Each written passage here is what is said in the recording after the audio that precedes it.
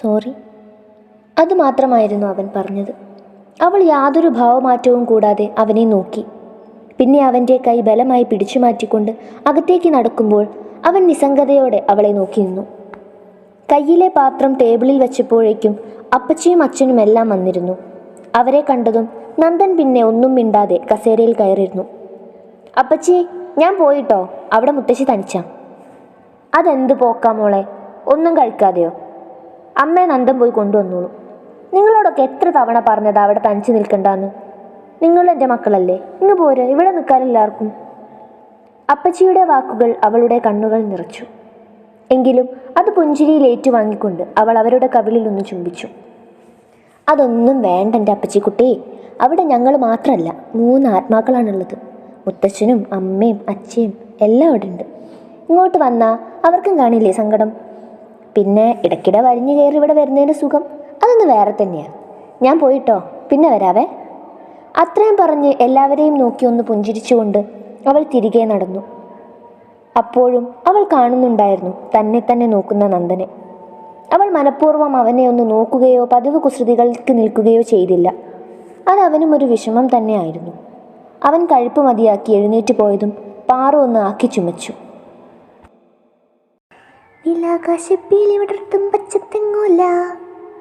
പാട്ടും പാടി ധാവണി തലയും കറക്കി വീട്ടിലേക്ക് കയറുന്ന അവളെയും കാത്ത് മുത്തശ്ശി ഉമ്മറത്ത് തന്നെ ഇരിപ്പുണ്ടായിരുന്നു.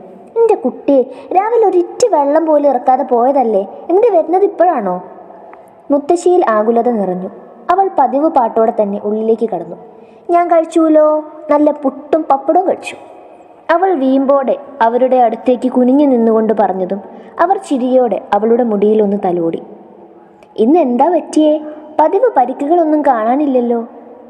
അതുവരെ ചിരി വാത്സല്യമാണെന്ന് കരുതിയ മണിക്കുട്ടിക്ക് അപ്പോഴാണ് മനസ്സിലായത് ഇത് മറ്റേതാ, ആക്കിയ ചിരി. അവൾ മുഖമൊന്ന് കൊട്ടിക്കൊണ്ട് അവരുടെ അടുത്തു നിന്ന് മുടിയെടുത്ത് മാറ്റിക്കൊണ്ട് എഴുന്നേറ്റു. ഇല്ല, ഇനി ഒരു കാലത്തും ഉണ്ടാവുകയില്ല, അവൾ വീറോടെ പറഞ്ഞു.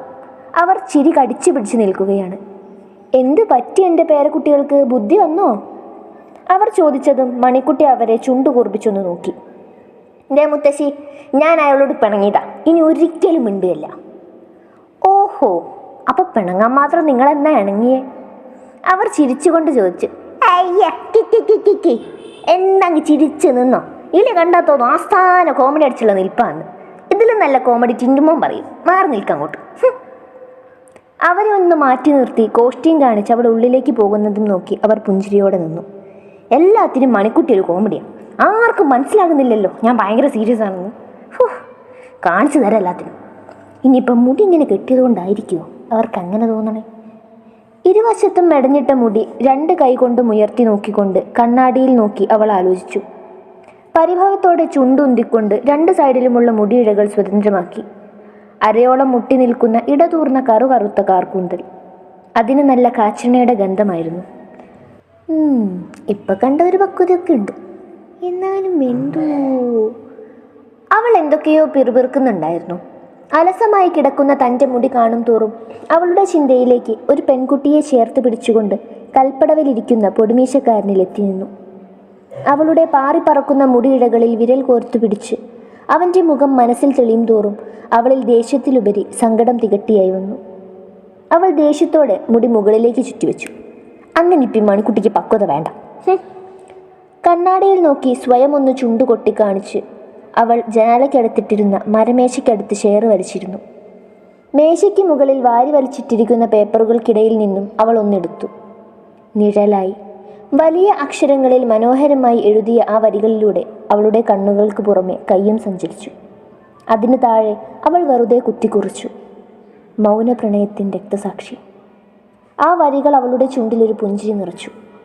അവളുടെ ഓർമ്മകൾ ഒരുപാട് കാലം പിന്നിലേക്ക് സഞ്ചരിച്ചു. ഒരുപാട് സന്തോഷം നൽകുന്ന, എന്നാൽ അതിനുപരി സങ്കടം നിറയ്ക്കുന്ന ഓർമ്മകൾ. എങ്കിലും ഇന്നവൾ അതിലും പൊരുത്തപ്പെട്ടിരിക്കുന്നു, മൗനപ്രണയത്തിൻ്റെ രക്തസാക്ഷിയായി സ്വയം കണ്ടുകൊണ്ട്. ആ വന്നല്ലോ പ്രൊഫസർ നടുക്കണ്ടി.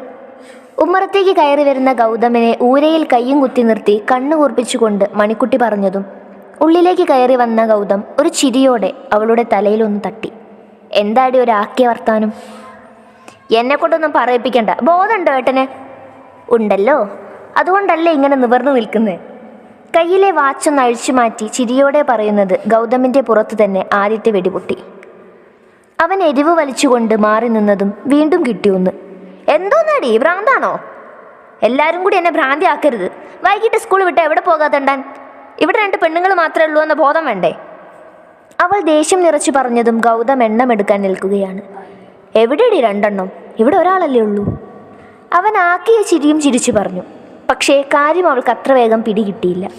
ഞാൻ ഉദ്ദേശിച്ചത് അച്ചമ്മയും കൂടി ചേർത്താ. അതെനിക്ക് മനസ്സിലായി. പക്ഷേ അച്ചമ്മയല്ലാതെ ഇവിടെ വേറെ ആരാ പെണ്ണെന്ന് മനസ്സിലായില്ല. ആക്കിക്കൊണ്ടുള്ള അവൻ്റെ സംസാരം കേട്ട് ആദ്യം ചിരി പൊട്ടിയെങ്കിലും അവൾ കള്ള ഗൗരവത്തോടെ അവൻ്റെ ചെവിയിൽ പിടിച്ചു. കള്ള ഏട്ടാ, എന്നെ ആക്കിയതാണല്ലേ? നോക്കിക്കോ, ഇതിനുള്ള പണി ഞാൻ തരുന്നുണ്ട്. അവൾ അവൻ്റെ പുറത്തൊന്നുകൂടെ അടിച്ചതും അവനൊരു ചിരിയോടെ അവളെ നോക്കി. ജീവിതത്തിൽ സ്വന്തമെന്ന് പറയാൻ സങ്കടത്തിലും സന്തോഷത്തിലും ഒരുപോലെ ചേരാൻ അവൻ ആകെയുള്ളത് അവൾ മാത്രമായിരുന്നു, തൻ്റെ കുഞ്ഞുപെങ്ങൾ. ഇത്തിരി കുറുമ്പുണ്ടെങ്കിലും സ്നേഹം എന്താണെന്ന് അവൾക്കറിയാം. മണിക്കുട്ടി. തിരിഞ്ഞു നടക്കുന്ന മണിക്കുട്ടിയെ ഗൗതം വിളിച്ചു. അവളൊന്ന് തിരിഞ്ഞു നോക്കിയതും ഇപ്രാവശ്യം അവൻ അല്പം സീരിയസ് ആയിരുന്നു. അല്ല, എന്താ നിൻ്റെ ഉദ്ദേശം? നീയും പാറു ഇനി കോളേജിൽ പോകുന്നില്ലേ? 2nd ഇയർ ആണെന്ന് മറക്കണ്ട. അവൻ അല്പം സീരിയസ് ആയി തന്നെയായിരുന്നു പറഞ്ഞത്. മണി അവനെ നോക്കി ചുണ്ടുകൂട്ടി. ഞാൻ പോകുന്നില്ല, എനിക്കിഷ്ടമല്ല അവിടെ. മണി, നീ കളിക്കല്ലേ? ഈ ഒരു വർഷം കൂടി കഴിഞ്ഞാൽ ഡിഗ്രി കഴിഞ്ഞില്ലേ? പിന്നെ എന്താ? നീ ഇവിടെ ചോറും കറിയും വെച്ച് നിൽക്കാനാണ് ഉദ്ദേശം? എനിക്കിഷ്ടമല്ല എന്ന് പറഞ്ഞില്ലേ ഏട്ടാ? അല്ലേ തന്നെ എൻ്റെ താല്പര്യം നോക്കിയല്ല നരകത്തിൽ എന്നെ കൊണ്ടുപോയി ചേർത്തത്. ആ ഗഡാലുകജനല്ലേ? അങ്ങേരെ തന്നെ നോക്കിയോളൂ. ഞാനിവിടെ വല്ലവും കുത്തിയും കുറിച്ചും ചോറും കറിയും വെച്ച് കഴിഞ്ഞോളാമേ. കൈ കൂപ്പിക്കൊണ്ടുള്ള അവളുടെ സംസാരം കേട്ട് ഗൗതം ചുണ്ട് കടിച്ച് അവളെ നോക്കി. നിന്റെ നല്ലതിന് വേണ്ടിയല്ലേ മണിക്കുട്ടി? നല്ലത്. അവിടെ ഒരു കൊല്ലം കൂടി പോയാൽ എന്നെ നേരെ ഊളംപാറയിലേക്ക് എടുക്കേണ്ടി വരും. നമ്മളില്ലേ, പാറും പോവില്ല എന്ന് പറഞ്ഞു. ഇനി ഏട്ടനത് പറയരുത് പ്ലീസ്. പിന്നെ ചോറെടുത്ത് വെച്ചിട്ടുണ്ട്, കഴിച്ചോ. ഞാനും മുത്തശ്ശി നേരത്തെ കഴിച്ചതാ. അടുക്കളയിലേക്ക് നടക്കുന്നതിനിടയിൽ അവൾ വിളിച്ചു പറഞ്ഞു. അവൾ പോയ വഴിയെ നോക്കി ഗൗതം ഒന്ന് പുഞ്ചിരിച്ചു. കഴിഞ്ഞ കൊല്ലം വരെ മുടങ്ങാതെ കോളേജിൽ പോയിക്കൊണ്ടിരുന്നതാ. 3 മാസം മുന്നേ മുത്തശ്ശിക്കൊരു അറ്റാക്ക്. അതിൽ പിന്നെ ഓരോ കാരണവും കണ്ടുപിടിച്ച് പോക്കങ്ങ് നിർത്തി. പല കാരണങ്ങൾ പറയുമ്പോഴും എല്ലാവർക്കും അറിയാമായിരുന്നു മുത്തശ്ശിയെ ഒറ്റയ്ക്ക് വിടാനുള്ള പേടിയാണ് അതെന്ന്. ഇനി ഞാൻ കോളേജിൽ പോകാത്തതിൻ്റെ കുഴപ്പം കൂടിയുള്ളൂ. എന്നിട്ട് വേണം മുത്തശ്ശി ഇവിടെ ഒറ്റയ്ക്കാവാൻ. പിന്നെ ഞാൻ പഠിച്ചു വലിയ കളക്ടറാകാൻ പോവില്ലേ? ഓരോന്ന് പറഞ്ഞുകൊണ്ട് പാത്രം കഴുകി വെക്കുമ്പോഴാണ് അമ്മിത്തറയിൽ ഒതുക്കി വെച്ച പാത്രങ്ങൾ മറിഞ്ഞു വീണ ശബ്ദം അവളുടെ കാതുകളിലെത്തിയത്. കുഞ്ഞേ, ഇനിയും തട്ടി മറിച്ച എൻ്റെ കയ്യിൽ നിന്ന് കിട്ടൂട്ടോ. നിനക്ക് തിന്നാനുള്ളതൊക്കെ ഞാൻ തൊടിയിലിട്ട് തന്നില്ലേ? പിന്നെന്തിനാ ഇങ്ങോട്ട് വന്നത്? പൂച്ചയാണ് എന്ന് കരുതിക്കൊണ്ട് അവൾ ഓരോന്ന് പറയുമ്പോഴും പിന്നെയും ആ ശബ്ദം ഉയർന്നു വന്നതും അവൾ ധാവണിശീല ഇടുപ്പിൽ തിരുകിക്കൊണ്ട് പുറത്തേക്ക് നടന്നു. നിനക്ക് പറഞ്ഞ അനുസരണയില്ലേ കുഞ്ഞി? ഒരു നേരം തിന്നാൻ തരാൻ പാടില്ല. അതാ ഇതിനൊക്കെ ഒരു പരിഹാരം. അപ്പം നേരം അവൻ അനുസരിച്ചോളൂ. അവൾ ദേഷ്യത്തോട് ഓരോന്ന് പറഞ്ഞുകൊണ്ട് പുറത്തേക്ക് ചെന്നതും അമ്മിത്തിണ്ടിൽ നിന്നും മറിഞ്ഞു വീണ പാത്രങ്ങൾ ഓരോന്നായി കയറ്റി വെക്കാൻ തുടങ്ങി. അതിനിടയിൽ ചുറ്റുമൊന്ന് നോക്കിയെങ്കിലും കുഞ്ഞിയെ കാണാൻ കഴിയാതെ വന്നതോടെ ഒരു പേടി അവളെ പിടികൂടി. അവൾ പെട്ടെന്ന് തന്നെ ഉള്ളിലേക്ക് നടക്കാനൊരുങ്ങിയതും കുറച്ചപ്പുറമായി തിണ്ണയിൽ ആരോ നീണ്ടു നിവർന്ന് കിടക്കുന്നത് കണ്ട് അവൾ പെട്ടെന്ന് ഞെട്ടി. അമ്മേ! പെട്ടെന്നായതുകൊണ്ട് തന്നെ അവൾ അലറി വിളിച്ചു. ഒരു നിമിഷം ഉള്ളിലേക്ക് ഓടാൻ നിന്നതും എന്തോ ഒന്ന് കണ്ണിലുടക്കിയ പോലെ ഒന്ന് തിരിഞ്ഞു നോക്കിയതും കഴുത്തിലെ രുദ്രാക്ഷമാല കണ്ട് അവൾക്കൊരു നിമിഷം പോലും കാത്തു നിൽക്കാതെ തന്നെ ആളെ മനസ്സിലായി. അവളുടെ ചുണ്ടിൽ ഒരു പുഞ്ചിരി മിന്നി. ഡോ ഗഡോൽഗജ! മുട്ടുകാലിൽ കൈയൂന്നി നിന്നുകൊണ്ട് അവനെ അവൾ വിളിച്ചതും അതൊന്നും കേൾക്കാത്ത മട്ടെ ആള് സുഖനിദ്രയിലാണ്. എൻ്റെ ദേവി, ഇനി ആരെങ്കിലും തല്ലിക്കൊന്നുകൊണ്ട് ഇട്ടതാണോ? പെട്ടെന്നുള്ള ബോധത്തിൽ അവൾ മുട്ടുകുത്തിയിരുന്ന് അവൻ്റെ മൂക്കിനടുത്ത് വിരൽ വെച്ച് നോക്കി. അപ്പം ചത്തിട്ടില്ല. പിന്നെ എന്തിനാണാവോ വലിയ തമ്പ്രാൻ ഇവിടെ വന്ന് കിടക്കണത്? അവൾ ചിരിയോടെ സ്വയം ചോദിച്ചു. അവിടെ തന്നെ ഇരുന്നു കൊണ്ട് അവനെ നോക്കിയതും അവൻ അവളുടെ അടുത്തേക്ക് ചെരിഞ്ഞു കിടന്നു. അവൻ എന്തൊക്കെയോ പെറുക്കി പറയുന്നുണ്ടായിരുന്നു. ഒരു കുസൃതി എന്നോണം അവൾ മെല്ലെ തല അവൻ്റെ അടുത്തേക്ക് ചിരിച്ചു വെച്ചു. സോറി, പറ്റിപ്പോയതാടി മോളെ. മോളെ. അവ്യക്തമായി എന്തൊക്കെയോ പറയുന്നുണ്ടായിരുന്നു. ഒന്നും മനസ്സിലായില്ലെങ്കിലും ഒന്ന് മനസ്സിലായി. ആൾ വെള്ളത്തിലാണ്. അമ്പട കള്ളുകൂടിയാ. കള്ളം കുടിച്ച് ഞങ്ങളെ പിന്നെ കയറി കിടക്കുകയാണല്ലേ? ഡോ കള്ളുകൂടിയാ, എണീക്കടോ. This is not your home. എണീക്കടോ. വാദ്യാരെ, കള്ളു കുടിച്ചാൽ വയറ്റി കിടക്കണം, അല്ലാതെ ആരാൻ്റെ വീട്ടിലല്ല. എണീക്കടോ. അവൾ പലതും പറഞ്ഞുകൊണ്ട് അവനെ കുലുക്കി വിളിച്ചുവെങ്കിലും നോ റെസ്പോൺസ്. കുടിച്ചത് നാടൻ വാറ്റാണെന്ന് തോന്നുന്നു. ഏട്ടാ! അവനെ വിളിച്ചിട്ട് കാര്യമില്ല എന്ന് കണ്ടതും അവൾ അകത്തേക്ക് നോക്കി വിളിച്ചുപോയി. പാട്ടും പാടി 2 സ്റ്റെപ്പ് ഇട്ട് വന്ന ഗൗതം കാണുന്നത് തിണ്ണയിൽ നീണ്ടു നിവർന്ന് കിടക്കുന്ന ഒരു മനുഷ്യനും അടുത്തിരിക്കുന്ന പെങ്ങളും. പെങ്ങളെ. ഒരു നിമിഷം ഗൗതം വിളിച്ചുപോയി. മണി ഞെട്ടിത്തിരിഞ്ഞു നോക്കിയതും കണ്ടു കണ്ണും തള്ളി നിൽക്കുന്ന ഗൗതമിനെ. കൊന്നൂടി? ഡോ ഏട്ടാ, ഇങ്ങ് വന്നതിനെ പൊക്കടോ. അവൾ ഒരിക്കൽ കൂടി അലറിയതും അവൻ പെട്ടെന്ന് തന്നെ ഓടി വന്നു. നിലത്ത് കിടക്കുന്ന ആളെ കണ്ട് അവൻ ശരിക്കും ഞെട്ടി. നീ കൊന്നത് തന്നെയാ. ഇഷ്ടമല്ല എന്ന് വെച്ചൊരു ജീവനൊക്കെ എടുക്കാൻ എങ്ങനെ മനസ്സെന്ന് മണി നിനക്ക്? ഒന്നുമില്ലേലും ആദ്യമായി നിന്നെ തല്ലിയവനല്ലേടി. ഗൗതം പറയുന്നത് കേട്ട് മണി അവൻ്റെ കയ്യിനിട്ടൊന്ന് കൊടുത്തു. വെറുതെ എൻ്റെ കയ്യിൽ നിന്ന് വാങ്ങണ്ടട്ടോ ഏട്ടാ. കൊല്ലാനാണെങ്കിൽ ഒറ്റ വെട്ടിന് ഞാൻ തീർക്കും. ഇതേ നിങ്ങളെ ഫ്രണ്ട് വാട്ടറിലാണ്. അവൾ ഇച്ചിരി ഉറക്കെ തന്നെ പറഞ്ഞു. വാട്ടറോ? തണ്ണി തണ്ണി, നല്ല നാടൻ വാറ്റാണെന്ന് തോന്നുന്നു. കിടന്ന് വെറുതെറുക്കുന്ന കേട്ടു. എന്നാലും എന്താ വായിൽ നിന്നും വരുന്നത്? സുപ്രഭാത കീർത്തനം അല്ലേ? ചെവിയിൽ കൈയിട്ടൊന്ന് കുടഞ്ഞുകൊണ്ട് അവൾ പറഞ്ഞു. ഗൗതം തലയ്ക്ക് കൈ കൊടുത്ത് നിന്നുപോയി. ഡാ നന്ദ, എണീക്കടാ. എണീക്കില്ലടാ പട്ടി. അതും പറഞ്ഞുകൊണ്ട് ആള് തിരിഞ്ഞു കിടന്നതും ഗൗതം കാറ്റഴിച്ചു വെച്ച ബലൂണ് പോലെ മണിയെ നോക്കി. അവളാണെങ്കിൽ ചിരി കടിച്ചു പിടിച്ച് എങ്ങോട്ടോ നോക്കി നിൽക്കുകയാണ്. ഇനിയും ഇവിടെ നിർത്തിയാൽ ശരിയാവില്ല. ഡേ, കാണും പോലെ തന്നെയാ, മുടിഞ്ഞ വെയിറ്റ്. ഒന്ന് കൈവെക്കടി. പറഞ്ഞു തീരും മുന്നേ മണി നന്ദൻ്റെ വയറ് നോക്കി തന്നെ ഒന്ന് കൊടുത്തു. നന്ദനാണെങ്കിൽ താങ്ക്സ് എന്നും പറഞ്ഞ് വീണ്ടും ഉറക്കത്തിലേക്ക്. നീ എന്താടി കോപ്പയെ കാണിച്ചത്? ഏട്ടനല്ലേ പറഞ്ഞത് കൈവെക്കാൻ. ഓ, എന്താ അനുസരണ. പിടിച്ചു പൊക്കടി ഈ സാധനത്തിനെ. ഗൗതം അലറിയതും മണി പെട്ടെന്ന് തന്നെ നന്ദൻ്റെ ഒരു ഭാഗം പിടിച്ചു പൊക്കി. മണിക്കുട്ടിക്ക് നീളം അല്പം ഏറെ ആയതുകൊണ്ട് ഉള്ള ഭാരം മുഴുവൻ അവളുടെ തോളിൽ. ഇതായിരിക്കും അല്ലേ ഏട്ടാ മാളിക മുകളേറിയ മണ്ണിൻ്റെ തോളി മാറാപ്പ് കഴിച്ചു എന്ന് പറഞ്ഞ. ഭാരം കൊണ്ട് അവൾ കിതച്ചു. മാറാപ്പാണോ കുരിശാണോ എന്ന് തമ്പുരാൻ അറിയാം. അതും പറഞ്ഞുകൊണ്ട് ഗൗതമം അവനെ ഏറ്റി. ഉള്ളിലേക്ക് കടന്നതും അച്ചമ്മ വായും തുറന്ന് അവരെ നോക്കി നിൽക്കുന്നുണ്ട്. ഇതെവിടെ കൊണ്ടുപോവാ? വലിച്ചു കയറി അടുപ്പി വെക്കാൻ. എന്താ കൂടുന്നോ? ഇമാതിരി മുതലിനൊക്കെ പ്രൊഡ്യൂസ് ചെയ്യുന്ന നേരം മോളോട് 2 വാഴ വെക്കാൻ പറഞ്ഞൂടായിരുന്നു. അവൾ പിറുപിറുത്തു. റിയലി സോറി, ഞാൻ അറിഞ്ഞില്ല. വേദനിച്ചോ? ബോധമില്ലാതെ വിളിച്ചു പറയുകയാണ്. തല തോളിൽ തട്ടിയതും മണി അത് തിരിച്ചു. തിരിച്ച തല വീണ്ടും വന്നവളുടെ കവിളിലൊന്ന് ചുംബിച്ചതും ഇപ്രാവശ്യം അവളൊന്ന് ഞെട്ടി. സോറി. പിന്നെയും? ഡോ ഡോ കള്ളുടിയാ, താൻ എന്താട്ടോ ചെയ്തത്? ഇമാതിരി വേണ്ടത്ര കാണിച്ചിട്ട് സോറിയോ? ഇയാളിന്ന് ഞാൻ. അവൾ വിടാൻ തുനിഞ്ഞതും ഗൗതം അവളെ തടഞ്ഞു. പൊന്നു മോളെ, ഏട്ടൻ്റെ തലയിലാക്കല്ലേടി. ഏട്ടാ, ഇയാളെ കൊണ്ടുപോകാൻ എനിക്ക് വയ്യ. ബോധത്തോടല്ലല്ലോ മോളെ, ആ നെടുമുറിവിൽ മാത്രം അവിടെ നിക്ഷേപിക്കാം, ഉറപ്പ്. ആ ഉറപ്പിന്മേൽ മാത്രം അവൾ വീണ്ടും പിടിച്ചു. കൊണ്ടുപോയി ബെഡിലേക്ക് ഇടുമ്പോൾ കൂടെ പിടിച്ച മണിയെ ഗൗതം സാഹസികമായി രക്ഷപ്പെടുത്തി. പെങ്ങളോടുള്ള സ്നേഹമാണെന്ന് കരുതല്ലേ, കൂട്ടുകാരനോടുള്ള സ്നേഹം. അല്ലേ ബോധമില്ലാതെ തന്നെ ചെക്കന് മരിക്കേണ്ടി വരും. സോറി.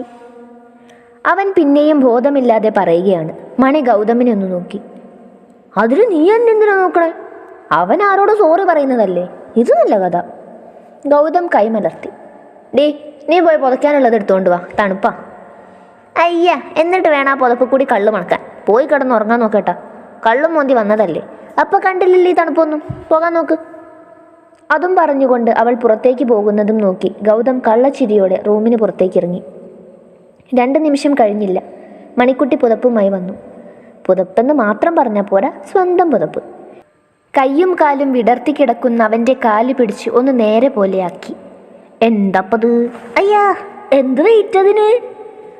അവൾ കിതച്ചുകൊണ്ട് പറഞ്ഞു.